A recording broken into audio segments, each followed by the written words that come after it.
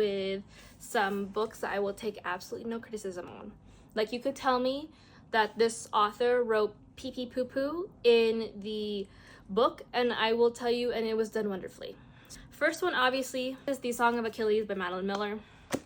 One of my favorites. Like, I would own thousands of copies of this book. Retelling of the Achilles myth through Patroclus' eyes. We get to see them grow up, fall in love, and fight in the Trojan War. Super heartbreaking. It's just great. I will reread this and love it every single time I do. Next one is another one that I've brought up quite a lot, so it's no surprise. Gods of Jaden's Shadow by Silvia Moreno Garcia.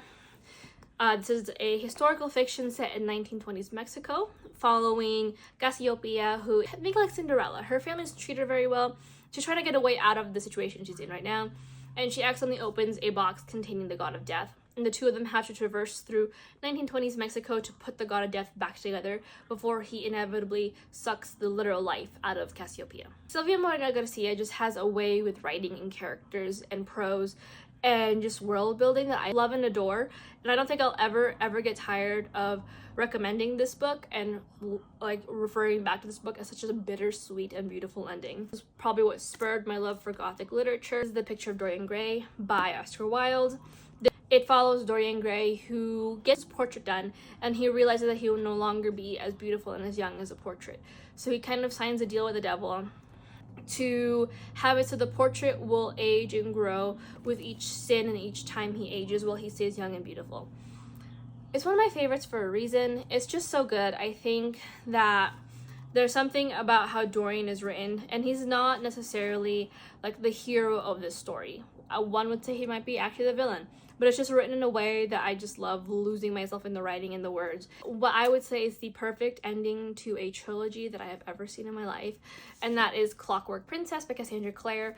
This is the last in the Infernal Devices trilogy.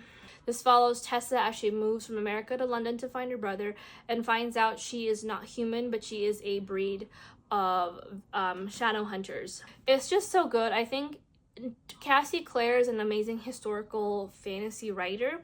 I want to see more of it, but I don't think that anything can top the ending of this book in anything that she's written after or before this. And the last one is a sequel to another book that I really have enjoyed, a lot like Adios by Alexis Daria. This is an adult romance following two childhood best friends who used to write fan fiction together based off their favorite TV show. Now that they're adults, they have kind of pulled apart, and now they are brought back together because of a job that Michelle has to do for Gabriel's work. I don't blush a lot anymore with my smut, but something about the smut in this book had me sweating and blushing and genuinely terrified